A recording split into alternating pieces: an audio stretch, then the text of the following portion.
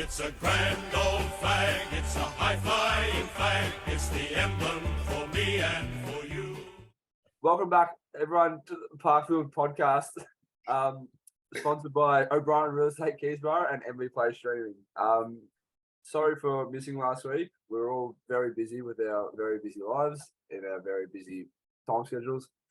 But in all seriousness, we just couldn't be bothered giving you an episode. So to make up for it, we got a very, very special guest this week, a very high-profile guest at Parkfield Cricket Club, and one that has many stories that we're going to listen to today. And that guest is Dale Harris. Hey, mate, how you doing? Good, Poddy. Thanks for having me, Geordie and Stevie. I'm a semi-regular listener. How many episodes you done, Poddy? 20-odd? Yeah, it's taken you a while to get me on. I should have been in the top 5, I would have thought.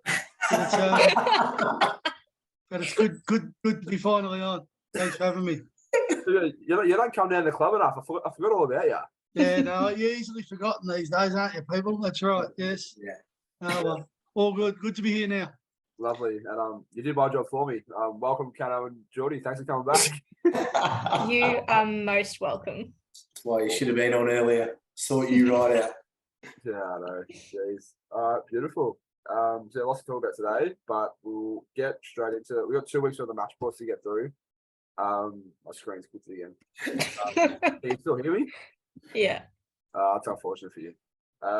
We've got 2 weeks of match reports to get through, so we'll power through these over the last 2 weeks. So I'll keep stalling so Cano can get my cricket up because I can see him looking at I can see the blue reflection on his face.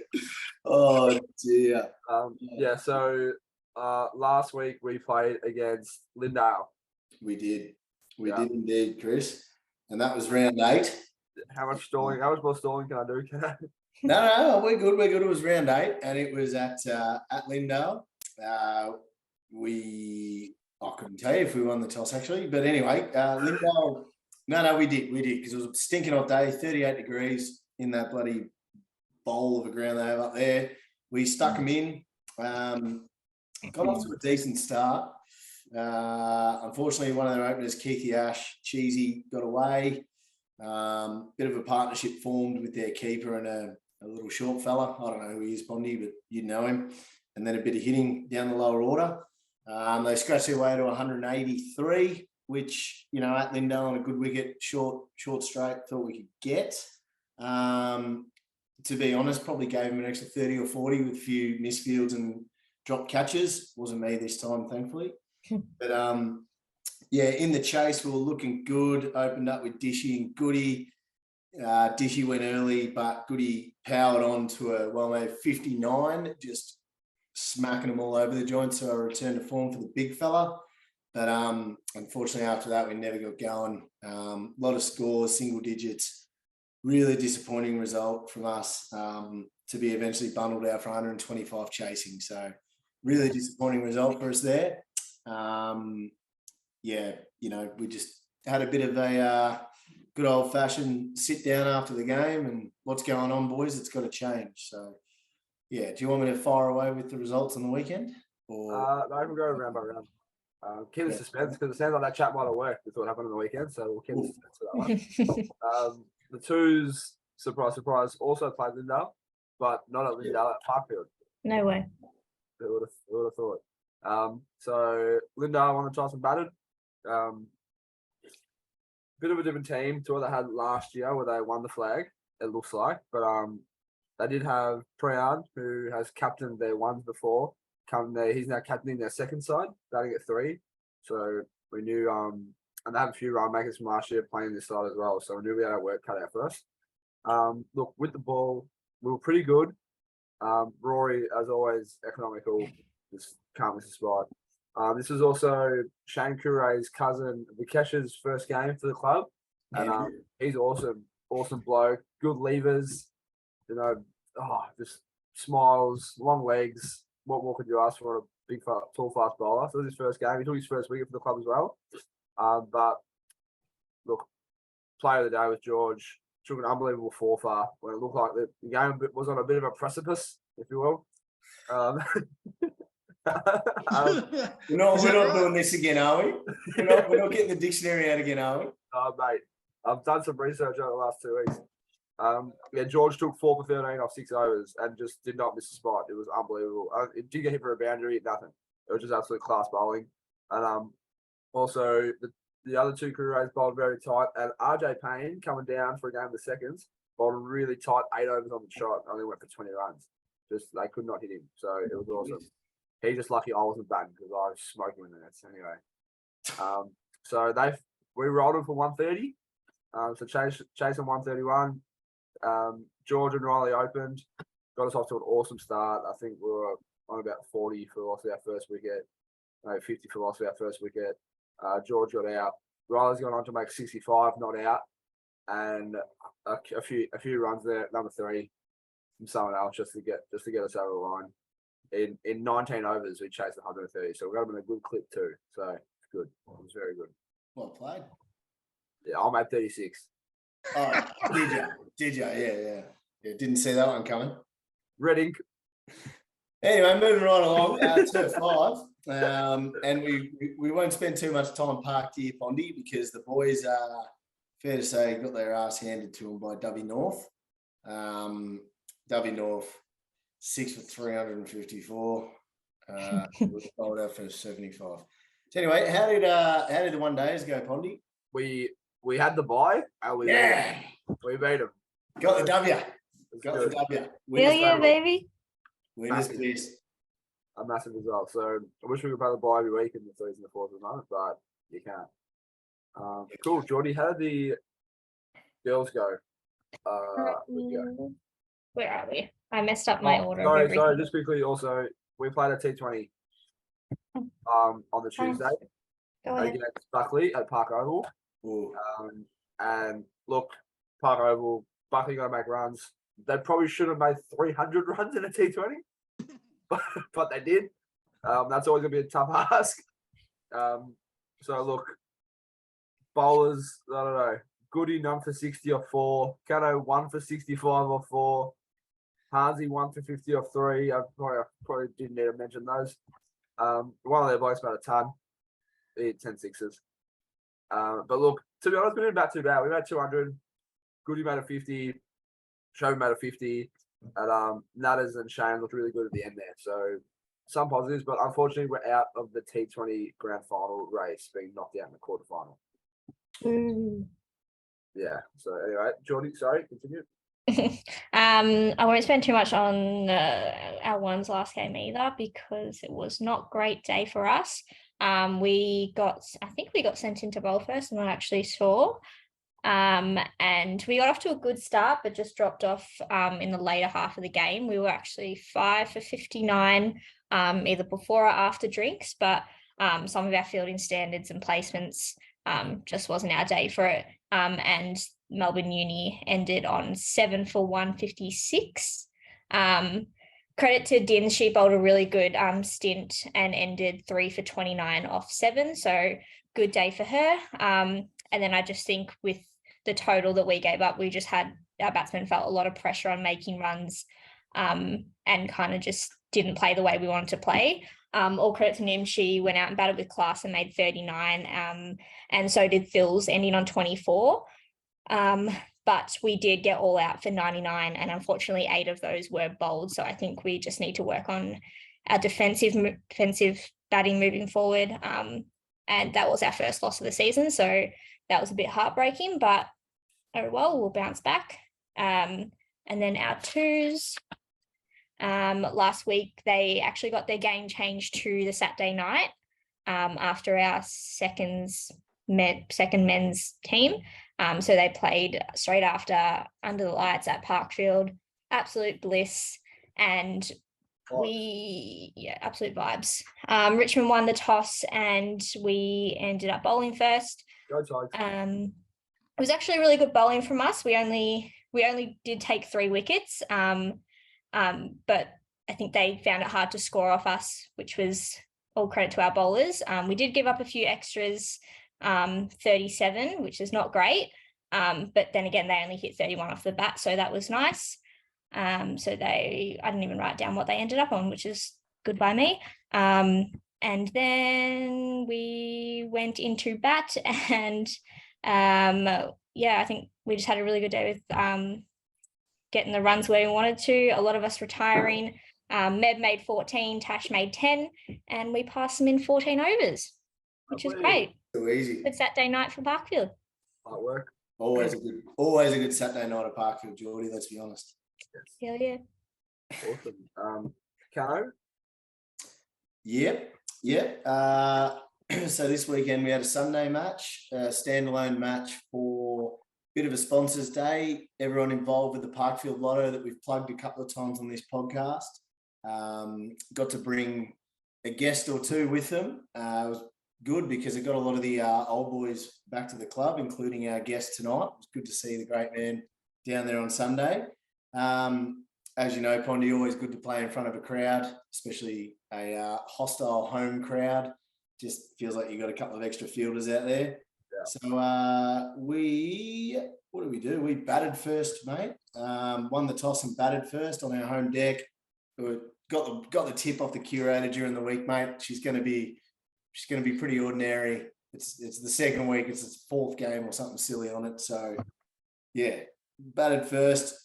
Didn't get off to the greatest start. Goody and Dish going relatively cheaply. That brought Nathaniel Kramer and Travis D'Souza together. I believe they put on 110-ish runs for that third wicket, which was just a sensational partnership. Both of them are very easy on the eye and also easy on the eye when they're batting. They did really well to sort of break through and keep ticking it over, taking it up to the spinners using their feet. It was just shy of the perfect partnership, really.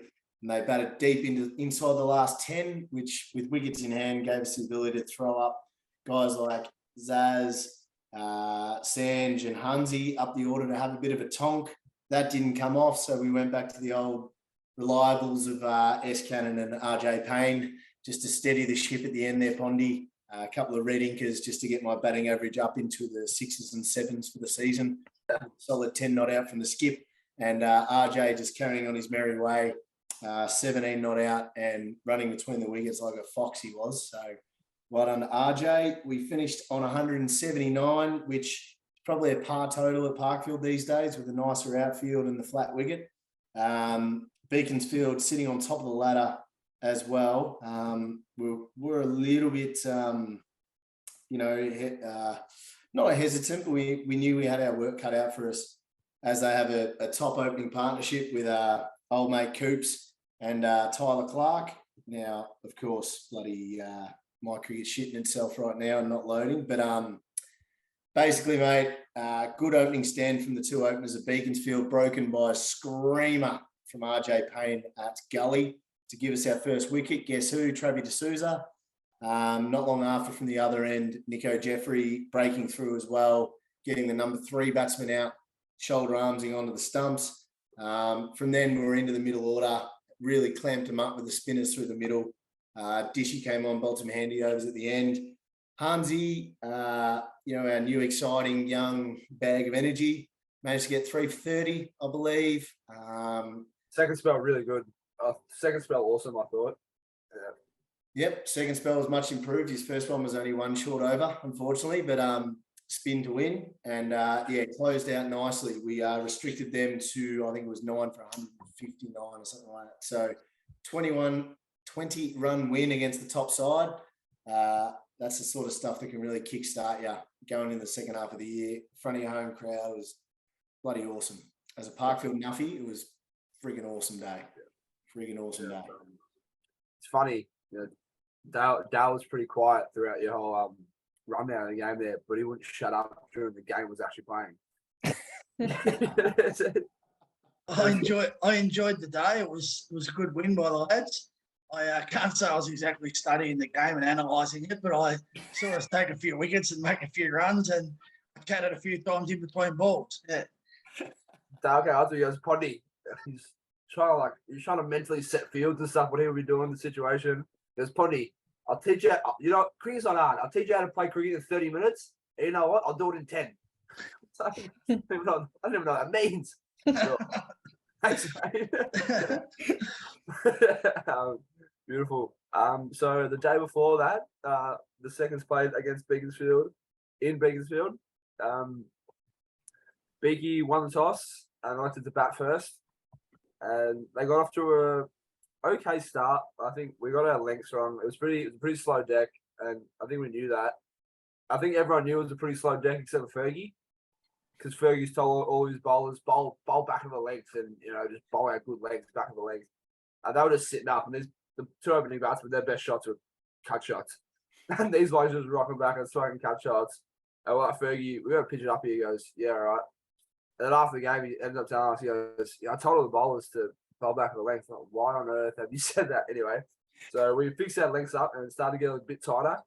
We ended up getting our first, got our second. Rory, always economical, I say it every week, but he literally doesn't miss a spot. Vikesh opened up with Rory as well. Andrew, we call him. He took 4 for 23 off 7 overs. So unbelievable bowling. You should see he's got really nice changes of pace and some back of the hand stuff. That's really cool. Shane and Sully chipped in for a few overs, but again, the star of the show with the ball was George. Took 5 for 18 off 8 overs and literally once again did not get hit for a boundary and did not miss a line. That was unbelievable. So we ended up rolling the top side, who are undefeated, for 130 at their own ground. And when you do that, you're always in for a massive chance. And we thought we were on here. We got off to a pretty slow start with that, and by slow I mean we just didn't score for 5 overs. So that's not how you want to start, but nevertheless, we started ticking over. Unfortunately, we were 5 for 55, chasing 130, and it actually looked pretty grim until that brought Tony and Sharon to the crease. And when Sharon's on, he's one of the best batsmen in the club, I reckon. He made a run of ball 50 and won us the game without a doubt. Him and Tony's 80-run partnership, just Tony made about a run of ball 30, and their singles and their boundaries when we have to hit them got us back in the game, and that genuinely got us back in the game. Unfortunately for Tony, he got out needing 4 to win with 7 balls to go by a screamer, and if it got past the bloke with probably 4, so he would hit the winning run. But on the flip side, it meant Sean could make his 50 by hitting the 4 the next ball, the next over. So all over Red Rover, knocked off the undefeated team for their first loss on their home ground. Go and get stuffed. Good luck to you. I like the send off. Yeah. We may or may not have reminded Coops about that a little bit on Sunday night when he was nice enough to stick around for 4 hours after the game. Yeah. And even Rory coming back after dinner with a skinful, just giving him absolute drive-bys. Coops has never met the bloke. He's just potting him from across the room. But unfortunately, they did get the upper hand on us in the thirds, Pondy. Have a look at that for the transition just quietly. But, unfortunately, Beaky convincingly beat us in the thirds. We were rock and rolled for 146, and they passed us 1 down. So anyway, we'll move on from that. Out of the 1 days, go. Just quietly, they passed us 1 down, but Anne got the only wicket. Hell yeah! And she got the bloke out who made 87. So sensational. How'd he get out? Oh, Geordie, you're asking a lot of me. Caught by someone. I don't know. Love Mate, that. your screen is playing up something shocking. It looks like a Prodigy film clip. I know, it's actually really scary. It's okay, I know. Bet you that took you back to the heyday H, bit of Prodigy. Oh, it's probably too good for me, Stevie, I'd say. I'm more Killers. Killers is my style, mate.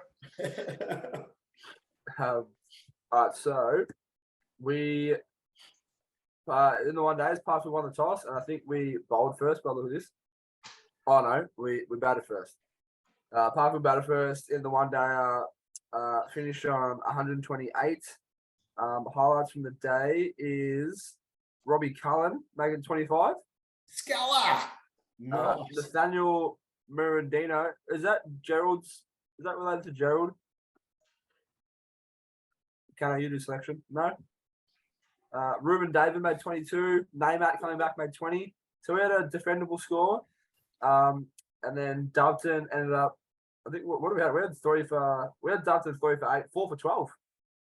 So we looked on, and then unfortunately it looks like some of their lower order batsmen just started teeing off and hitting sixes. And they chased it 8 down in 22 overs. So they got them pretty quickly, but they did lose a lot of wickets. So the game was on. So unfortunately, but it's good to have 1 days on the field again because it's been a few weeks since we've actually had a game. So awesome to get them on the ground. Beautiful. Shawnee Fear, what a man. Fearless. Sweet. Geordie? Cool. So our Shield side went to Kingston Heath, and we won the toss and elected to bowl. All credit to our bowlers. They bowled really well throughout the day, and that wasn't just like our openers or first change. It was everyone that had the ball in hand. After last week, we kind of reworked our fielding setups, and it looks like that went really well for us this week. Really tried to stop those 1s and 2s and even 4s that were getting past us last week. So yeah, we managed to do that, and we got them all out so we didn't get them all out. We had them 9 for 72 after 36 overs. Mebs, Phils, Dins, and Mads all ended on 2 wickets each. And just a shout out to Maddie, she only bowled 3 overs, but she bowled absolutely amazing. She got the opener out who was out there for 75 balls or something, and she just bowled an absolute ripper and hit the pads and then went on to hit the stumps. So amazing stuff from Mads. And Phil's also got her 50th wicket for the club. So shout out to Phil's, just keeps ticking over for her. And then we went into bat and we opened with Jiv and Hassini. Hassini just batted incredibly, made a great 32, and Jivan also made a high score for the year, ending on 20, and we ended up passing them 16 overs down, which is awesome. But the sad thing is we do lose Jivan after this week, as she will be going back to Austria, so we wish her all the best in her cricketing life. And I hope she comes back. Yeah, life in general. Not just on the cricket field. We wish her the best for her life. Yeah. And then our 2s went to Elstonwick this week. They sent us into bat, and Sienna started off with a cracking 25 not out. Unfortunately, not many runs came after that, and we ended 5 for 80. I think there might have been 5 for 87. I think there might have been a few extras bowled by the other team on the day. And then they just went into bat and passed us 14 overs down.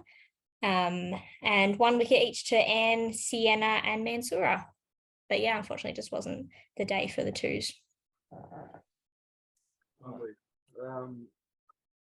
Cool. And just a quick, our under 18 girls played the last night and unfortunately lost. So yeah, I just Good rundown. do that as well. Thank you. Sorry to be a Debbie down. Awesome. So let's get into it. We've got Dale here. Very decorated, accomplished Parkfield player. He's smiling. He's got a little grin in him when you're saying that. So Dale, you played 271 games. You won 2 Turf 1 flags in 92, 93 and 08, 09. You made over 6,000 runs at a high score of over 170. You made 5 tons and 30 50s, all over 27 years of playing at Parkfield. When you say that out loud, what does that sort of mean to you when you hear it in one sentence? Oh, look, it's good. I should have made more runs probably. There was no, without being silly, there was I had 5 or 6 years where my career was poor and I just couldn't make runs, but the start of it and the end of it was good. I don't know, maybe priorities went a bit elsewhere in the middle part and I tried to tinker too much and stuff like that. The amount of games is great, and to be especially to be a 1 club player, it's something that I'm extremely proud of, to walk in at 7 years old and leave at 36, I think was my last game, and to only ever have the 1 club, something that's the thing overall that I'm most proud of. And the premierships were great. To win 1 at the start and then get another 1 at the end when you don't think you're going to get another one, that was the most amazing thing ever. Yeah. You talked about, sort of touched on it, the year of the flag, and more specifically the one that you captained, because I think that's a pretty special one for a lot of people. Do you want to? We've got rundowns from people before, but we've never got rundown from the captain of that side. Do you want to talk about that season in general, the lead up to the season, things you did in the preparation, players you got, things that happened throughout the year that sort of built a premiership caliber team? Yeah, we were sort of building for 3 years. I reckon we'd recruited, Johnny. We'd had Hubbard coaches before Brett out, and then we got Johnny in. We got Fergie in. We had Dorgy for a few years before that. I reckon we finished 5th one year. Then the next year we lost the final. We were just building and building, and then the year we actually won it wasn't probably our individually. Players didn't have great seasons, but we won if someone stood up in most games, like, it was never, I don't think anyone made 500 runs or took 30 wickets or anything like that. Just players just did their bit and had their roles that they all played, and it all worked really well together. And then we were playing our best cricket at the end of the year, basically. And then we recruited well. We bought Ryan Pitts in that year from Upway and Mark Butters from Furniture Gully, and he won the Norm Smith in the grand final. It just topped our team off really well. Pittsy made 50 in the semi and 20 odd in the granny, and we just built a really good team. But it had been a couple of years coming, and then it all clicked in the sort of that year, and it was. I mean, for me at 30, what was I, 33? I think Painey was probably 37, and Fergie was in his 30s, and Johnny was in his 30s, and so we were quite an experienced side. And we'd probably all thought that our time had passed in terms of, maybe winning a premiership. So to get one at the end there was amazing. Yeah, it was great. You sort of touched on Tony then. What was it like, playing in a turbine flag with Tony in 1993, and then 16 years later, playing another one with him as well, when you thought you both might have been past it? What was that like, sharing that? That was unreal. I still remember me and Painey having a photo together after we'd won it on the ground at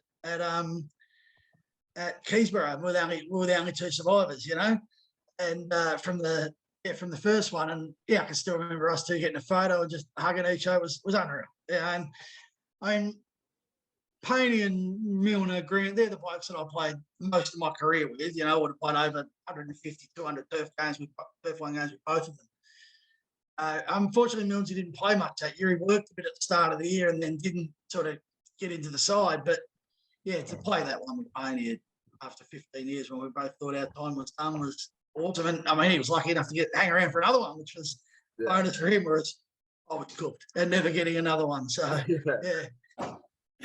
No, lovely, dude. That'd probably be your favourite moment?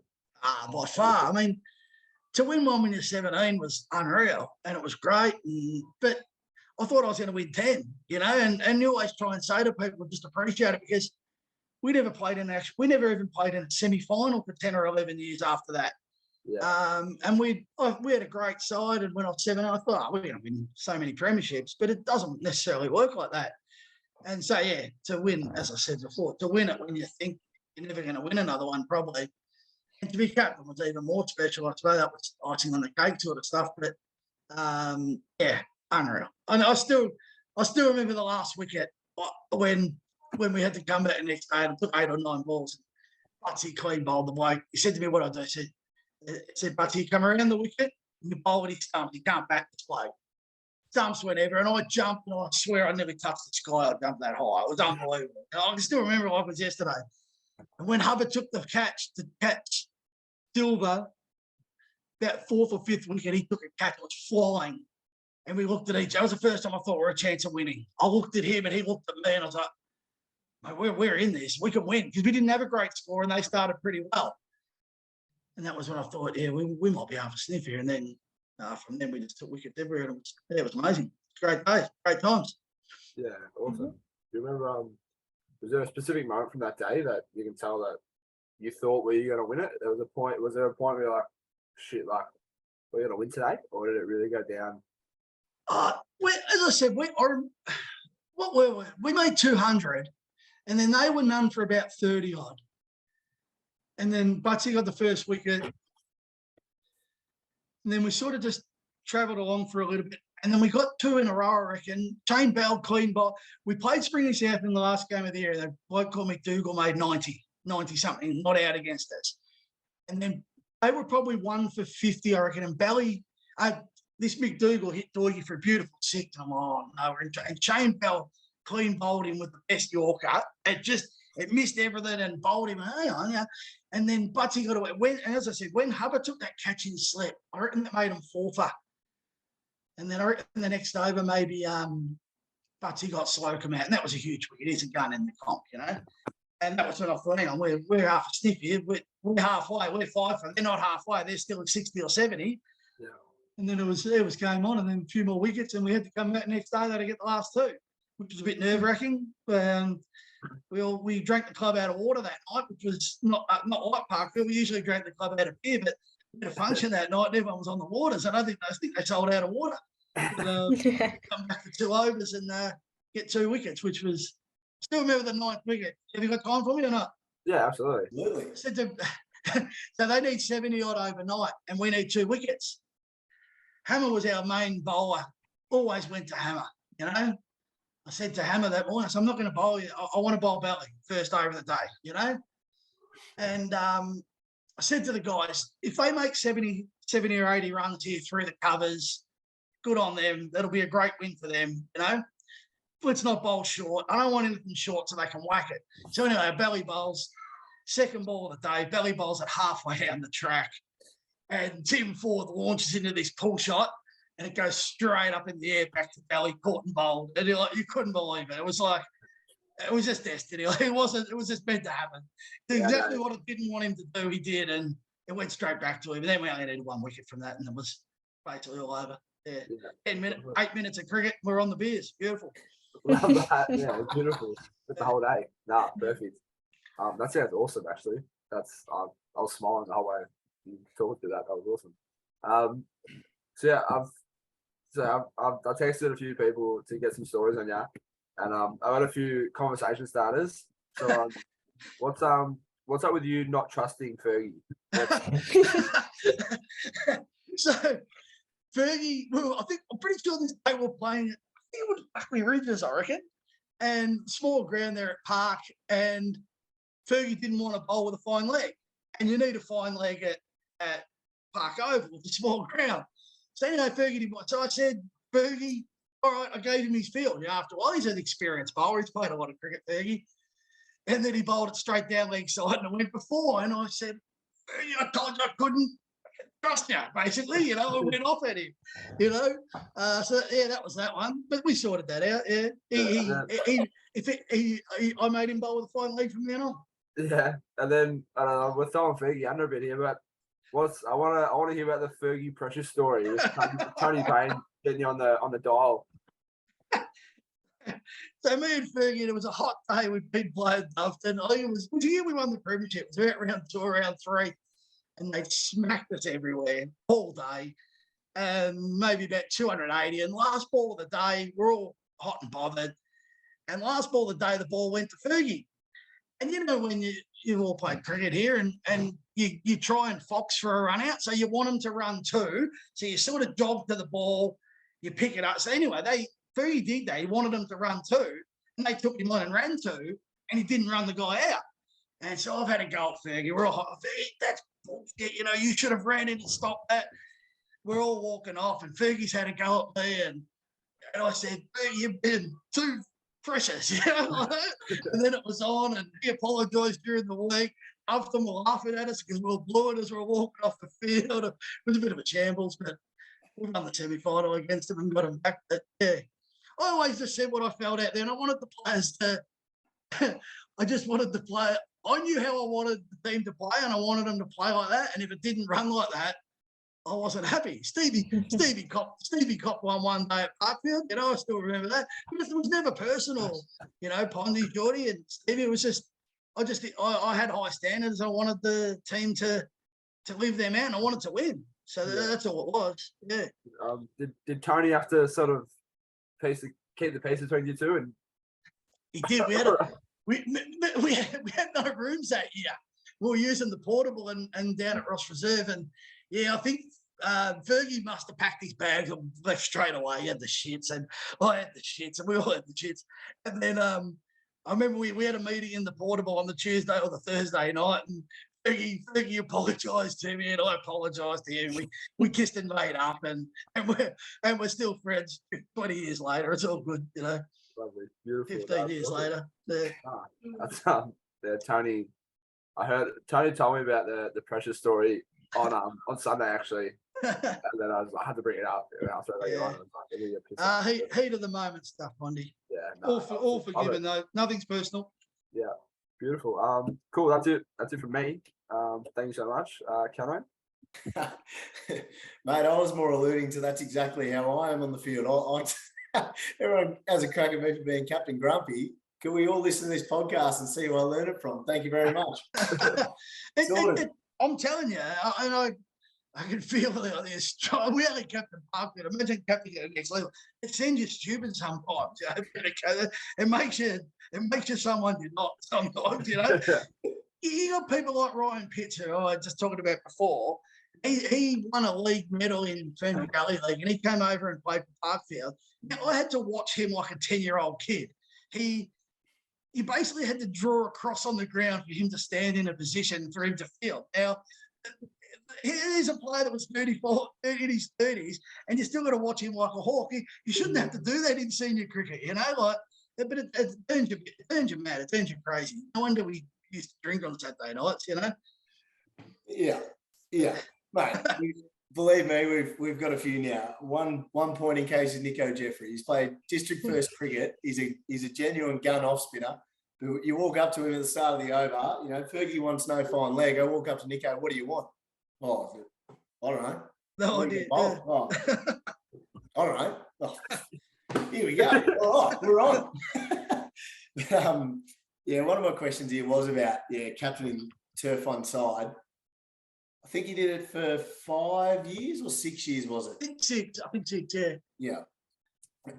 Explain. I know exactly what you're saying, but explain the complexity of being the first 11 captain and dealing with all the other things about captaining, not just setting the field. The best thing for me was, in the time that I was captain, the best thing for me, I know, was that I wasn't coach as well. It worked so good for me because Borgie was the coach while I was a captain. If I had been captain and the coach and had to run training and all that as well, I would have done my head and I wouldn't have been able to do it. I know I wouldn't have been able to. So for me just to be able to rock up on Saturdays and captain was so easy for me. We had a couple of years where grounds were getting done and there was Sunday cricket. So quite often I'd nick over and watch a bit of Sunday cricket the other teams play. And I sort of formed little ideas in my head about field placements and stuff like that and who I wanted to bowl to the gun bats in the league. I got no doubt it helped my captaincy and stuff like that. I remember Lee Booth from Hallam, one of the best bats in the league, came out to bat one day. I had 3 blokes sitting at cover waiting for him. He couldn't score. He didn't know what to do. But it was only because I watched him and done a bit of homework and it worked out for us. But that was a great benefit, just doing a little bit of homework like that. But I always sort of loved the idea of being a captain, but I was probably never a good enough player. And it took me midway to 3/4 through the career to be able to make enough runs and have my spot in the side well enough to be able to captain and lead. And it definitely brought the best out of my cricket, I think, when I was able to do that. It was I enjoyed it immensely. It was great. It was keeps you on your toes, that's for sure. Especially with both like Fergie and Pitty, as I said. I'm trying to think who we were playing against, but the game was at Parkfield and the opposition captain was batting and all he did was knock the ball down in a defensive shot and you've run over to pick up the ball because it sort of just trickled off the side of the pitch and he picked it up and threw it to you and you just grabbed it and turned around and pointed at him and said, if you wanted to touch the ball, you would have effing bowled. Took the ball back to whoever was bowling, stared him down and ran straight back to first slip. He just wept. What the hell? I was up there. I was probably old school. My dad always told me when I was batting, never touch the ball. Just kick it away from him. Never touch it with your hands. So when I was bowling, don't touch it. It's our ball. It's our cricket ball. Don't you touch it. So I was a bit old school like that. But I'm sure I wouldn't have abused anyone. Steve, that's not my style. That's not my style. That's why I had Johnny. That's why I had Johnny beside me at the end of the career. That was his job to abuse all the players. I'd mellowed by then. There's one off the cuff. What a character Johnny was. My first ever game of turf one was at Narry Warren. I think you remember that one, H. We put on a couple of runs together. till you Yeah. left me stranded, maybe back with goggles doigy. Before you left me stranded, we're going all right. We But, lost. We lost, yeah, I think. We did, yeah, Yeah. unfortunately. But I do remember when we were fielding, Johnny O'Hare came up to the stumps and Wendell Perrimore was batting. And you remember the Sweeney pitch just breaks apart into a million pieces. So he's flicking all the crumbs and that from marking his centre behind the stumps. He was And kicking Johnny it was back. just booting it straight back at him. I do remember that. Yeah. What? I mean, it was great.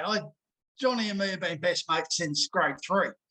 And Johnny was always a really good cricketer. Obviously played over 100 games district first and played at Mulgrave and Paran and Dandenong and then captain coach Roville. So, I mean, I'd been on his back for years about playing for Parkfield and he knew all the blokes there, but it sort of, it took a bit of time, but it was something we always wanted to play together.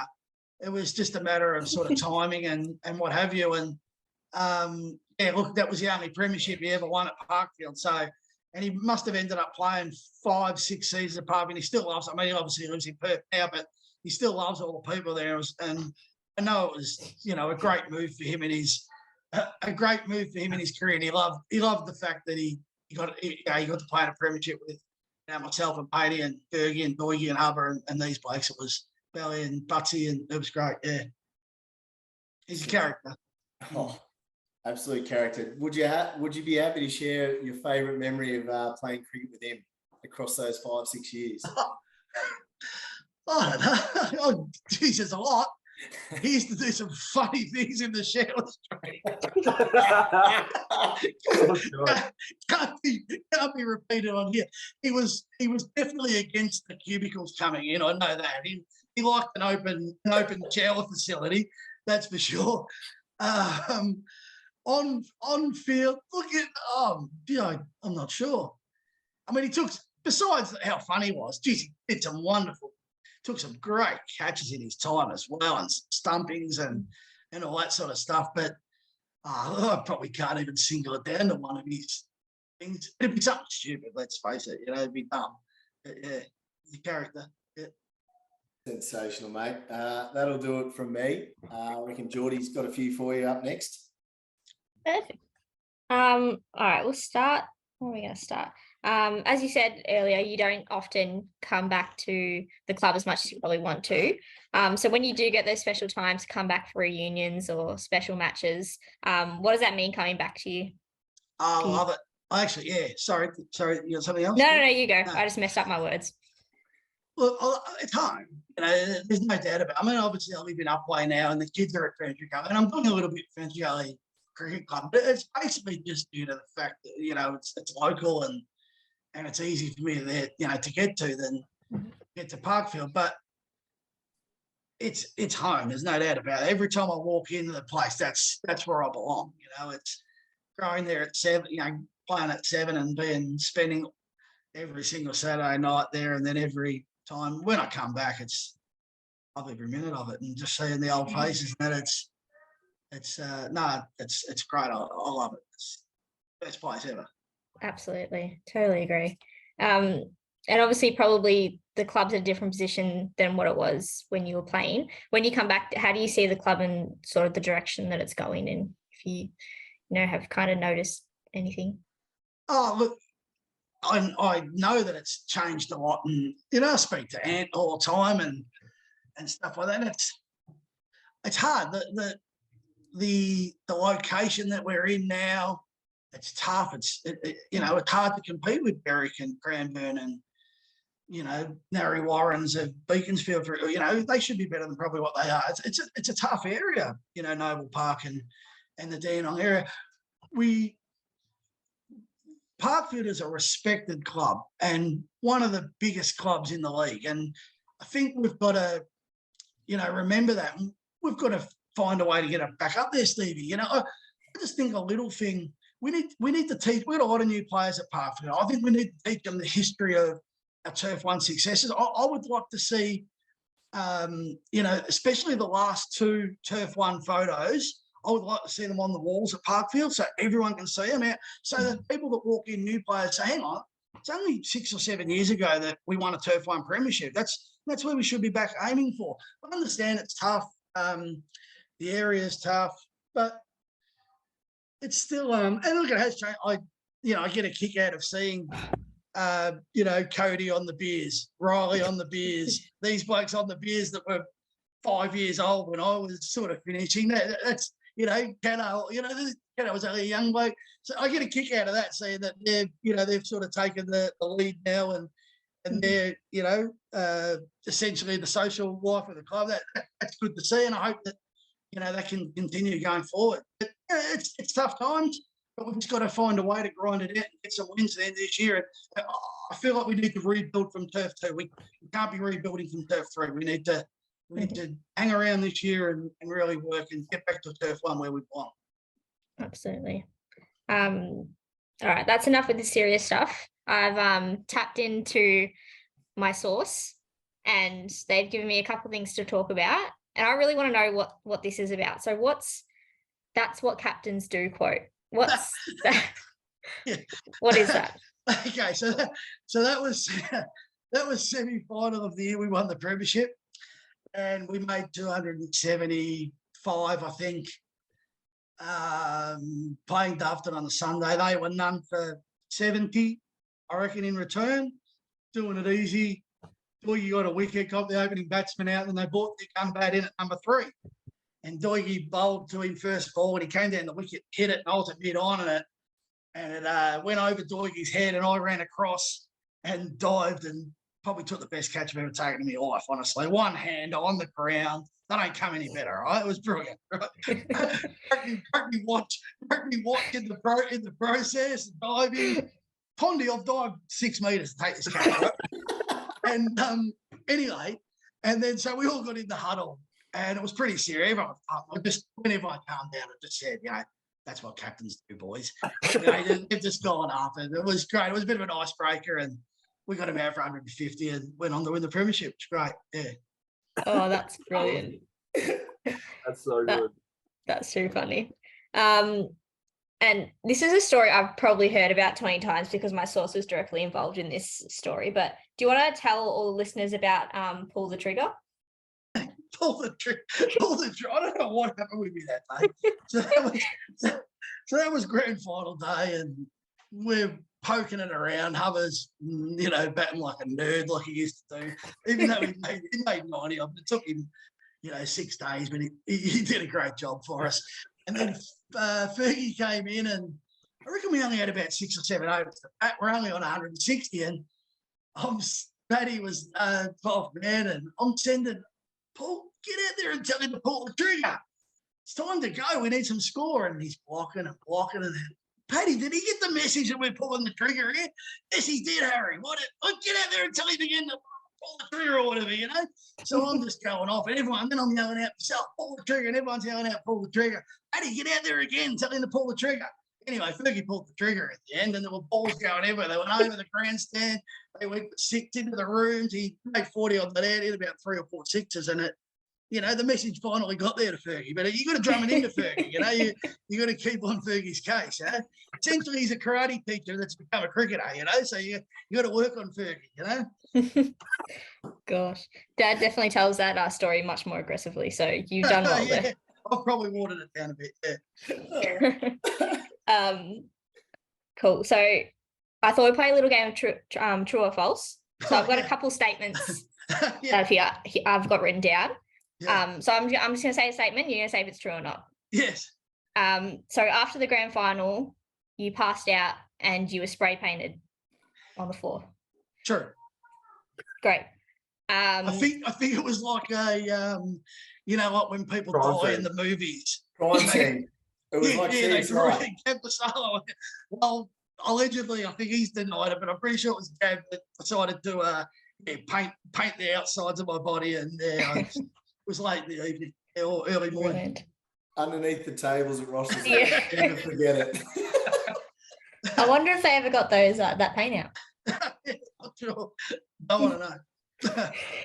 All right, true or false? It was 10 years in between making your centuries. True or false? False. Really? I think it was 11. No, yeah, I think maybe more. Okay. No, Well, either way, the story still makes sense. So I've got I more to think. the story. False, I think. right. 17 to, yeah, I'm not sure. 17 to about 30, maybe. Yeah, I'm not Well, sure. it makes the story even better. So true or false? When you did finally make that century after the drought, you got up on the bar and then sang Guess Who's Back? I don't actually remember that, but I think I must have done it because everybody said I did, so I must have. I don't know. Honestly, If everyone's saying it, I'm gonna say false, but possibly true. 100% true. 100%. I was there. Oscar, climb on Mick's bar, that crappy little bar in the corner of the change rooms. Giving it these Guess ones. Who's Back? I'll tell you what I Back do remember. again. I'll tell you what I do remember. I hadn't made a run for years, and I made 100. Then the week after I made 100, I made 60 odd off about 50 balls a week after, and I was smacking them. And it was a couple overs to go, and I went for a single, and I got run out, direct hit. And I remember coming off the ground that day saying, that's the only way they're going to get me out from now on, you know. And my confidence was back. You know, I made another 100 2 or 3 weeks later, and I was away. You know, it was it's a good game when you're making runs. It's a shit one when you're not. But yeah. Yeah. All right. Well, thanks for that. I think that's all from me. Bonnie, do you want to wrap it up? I've got a quick one. I'm going to take you back to your first premiership. Now, this is a story recounted by Sir Darren Linton. Now, I might get the names wrong, but I believe Mick Hawking had a crack at you. And I think it was along the lines of, you're just a 20-year-old punk. Well, something like that. I mean, I was young and dumb, and I did some stupid stuff when I was younger, and I was probably arrogant and brash and all those sort of things, but probably had success and did well probably before my time, if you know what I mean. And I was got a bit ahead of myself there for a while and whatever. But yeah, I did. Me and Mick had a bit of a run in. Mick's a wonderful bike, and I'm so sorry that I ever done it because he's a champion bike, and we've crossed paths heaps of times over the years, and everything's all clear now. But yeah, he said no. He said something about you're an 18-year-old smart ass or something. And I said, well, Mick, piss off, Mick, I'm only 17 or something like that. And it was grand final. We got him out a couple of overs later, and I went to his face and pumped the air, and we won and they lost. But I still feel bad. I feel bad that I did it because he's such a respected person and a great person. I look back at that now 30 years later and think what a dickhead, you know. But yeah, you do some dumb things along the way. You learn a lot of lessons, Geordie and Poddy, along the way, you know. Mm-hmm. The one lesson I've learned is not to leave Poddy in charge of the podcast. So yeah, well, let's just hope that this one gets recorded and edited probably. And no, it will, because I'm in charge now. a good leader delegates. Exactly. Hey, good one. Exactly. An even better one takes over. I don't know. I've never heard that before. You know, Geordie edits, I get the guess, Canna just rocks up. So that's awesome. And then ask what he's doing 10 minutes before we start. What am I talking about? Very good. Awesome. No, you're doing a good job. I listened to, as I said at the start, I've listened to the majority of them over the time, and it's sort of my way of, you know, I mean, I follow my cricket and all that, but it's my way of sort of keeping in touch with some of the names and with what's going on, and it's great to hear. You know, I've heard Doyle and I heard Ant, I heard Davey Payne and a few others. I haven't caught Liz one yet, but I will. And no, you're doing a great job, and it's great that you do something like this. And you know, I've told quite a lot of people that aren't involved with the club anymore to get on and listen, because it gives us a you know, a way of touching base back again. So well done, and you're doing a great job. Well, that's exactly why we started, to be honest. People can't always get to the club every weekend or whatever. And, you know, you look at results on my career, but it doesn't really tell the full story about what happened on a Saturday. And you know, people all around the country love hearing it. So that's exactly why we started. So thank you so much for that, mate. It's really appreciated. Cool. So thank you for coming on. That's going to end our interview portion. That was awesome. I really liked that interview. That was sick. That was really cool. Really good.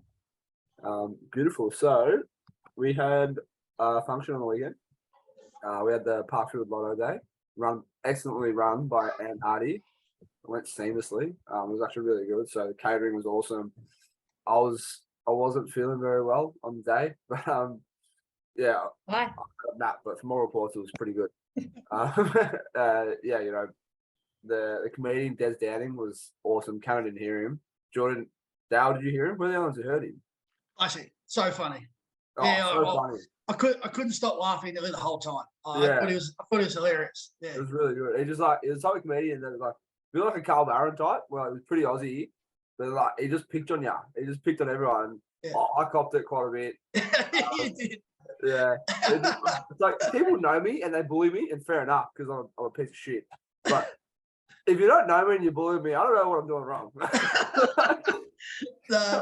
It was. I thought it was a classic. I loved it. Yeah, it was. And yeah, all the people that he picked on took it, you know, for what it was, and was really good. And it's not something you do every day. You don't listen to comedians or something that often, so it was something different and hilarious. Yeah, I thought it was great. Something, it was terrific. Who else he picked? He picked on 40 as well. Just like stock standard. Yeah. He's like picked on me and 40, and Danny Taylor's like two blokes you want to pick on, a me and 40. He just poked us out. Yeah, true. Yeah, that was funny. That was really funny. So awesome. That was really well run. It was a good day, and then even better with the win. So it was an awesome day. Also, there's still a couple numbers left if you want to get into the lotto. It's a year-round thing. It's not just a cricket season. It happens all year. So get involved and try. Let Ant know. He's doing a great job with it all, that sort of stuff, and getting out regular emails. And I'm sure most people that have got Ant's number or can get in contact with Ant if they want a number. And he put on a great function on the weekend. He did a great job. Yeah. Yeah, beautiful. So that was an awesome day. Also, events coming up. Cricket trip. Scrap the date for cricket trip that we planned because that's in the bin. So keep an ear out for the next date because the 24th is on.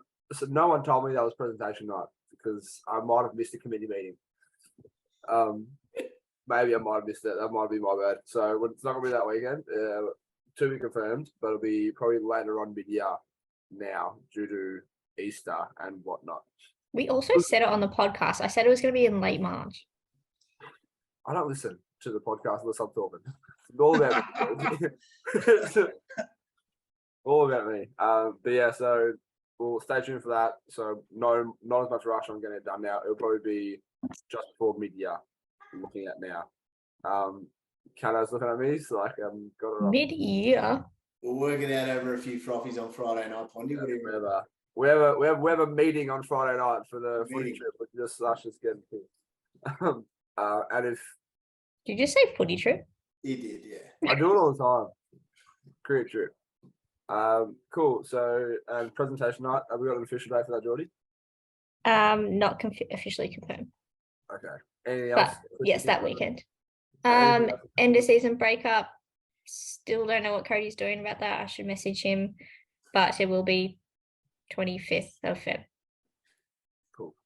And yeah, so presentation will be either the 23rd or the 24th. Is that correct? I think it's 24th, 25th. Okay, either 24th, 25th, that weekend. One of the two. Yeah. Cool. This week's games, we're playing against Cranbourne. We are indeed. Ones are at Cranbourne. Believe it or not, the twos are at Parkfield. And they're both playing Cranbourne. And they're both playing Cranbourne. You wouldn't read about it. You wouldn't read about it. Yeah, so the first 11 is at Sweeney and second one's at Parkfield. Turf 5 are playing Buckley Ridges at Greaves Reserve. Showground. Is that normal? Yeah, that's their second turf ground. They use the spare one. No, they're playing on synthetic, it said on here. Hey? Yeah, they're playing on synthetic ground. Kicking Danny West off. Greaves Reserve oval with number 30. That's what I thought. Danny West synthetic. That'd be their ground. That'd be the bottom one. Anyway, whatever. One day they're playing Springvale at Ross Reserve. And Geordie, where are the women playing? Our first are playing Clifton Hill at it's meant to be at Tatterson, but we're getting it moved to Parkfield. So if you've got nothing to do on Sunday, come down to Parkfield. Our twos have a bye. And our under 18 girls on Tuesday are playing Parkdale at Parkfield. Hey, hot off the press, Tuesday night, under 18s, the mayor will be in attendance. The mayor of Dandenong is coming down to watch. It's a big deal. Yeah. Going to be a big deal. What's the mayor of the Simpsons name? Cano? That is a very good question, Chris. I I, thought you'd know live it. in the city of Kingston, so I wouldn't know. Didn't I say I Springfield? wouldn't know their mayor either, to be fair. I said Springfield. Springfield. Yeah. Oh, Joe Quimby. Yeah, Quimby. Diamond Joe Quimby. How do you have the mayor of Springfield, but not the mayor of your own suburb? Anyway, you're a degenerate, Cano. Beautiful. So we have last week's poll results are in, and it was a landslide. Will Ferrell 81% compared to Jim Carrey's 19%. Who are you picking? Will Ferrell every day of the week. And the question for this week, I don't know, the test documentary came out on Amazon, the test 2. And lovely doco, but unfortunately we saw Marnus cook a lovely looking toasted sandwich, toasted ham and cheese sandwich, and then unfortunately put it in the fridge, go out to bat, and then eat it after his net session. So eating a cold ham and toasted sandwich. So the question this week is that okay? Is that okay? Is that not okay? I don't think it's okay. No. Nobody can vote for that. It'll be a lopsided poll, Pondy, I would have thought. Yeah, but do you know what else we can do, Dale? We can actually look at who votes what, and we can just obliterate them on the pod next week. Expose. So if anyone says it's okay, Who voted for Jim Carrey? I don't know. you're getting bashed if you reckon it's voted okay. Verbally, of course. We don't We don't condone violence on this podcast. No, we do not. Unless you're in Albury on a trip away. Oh, I heard about this. Can we talk about that, please? Let's talk about that. No comment. No comment. Not with the young fella around, Dale. No. That's an after hours podcast story. Oh, that's really funny. Of course, So Nico funny. voted for Jim Carrey. That doesn't surprise me. He's just not quite right, is he? He is a bloody sandwich short of a picnic, that bloke. Jim Beautiful. Carrey All right. and Will Ferrell, grow up. Yeah, man. Awesome. Grow up, Nick. Anyway, thank you, Dale, for joining us. I actually really enjoyed this episode. I know I say this a lot of weeks, but I actually really, really enjoyed this episode. It was very wholesome, in my opinion. It was very, very wholesome. So, super. Thanks so much for coming on and giving us your Pleasure. time. It's late Wednesday night, but beautiful and on short notice as well, just a day's notice. So, thank you Anytime, my so much, pleasure. mate. Anything for the club, mate. Parkfield, I love it. Love that. Anytime. Beautiful. Thank you, mate. We'll wrap it up there, guys. Have a good week. Good luck on the weekend, everyone, and have a safe Australia Day. Bye. Cheers, guys. Yeah.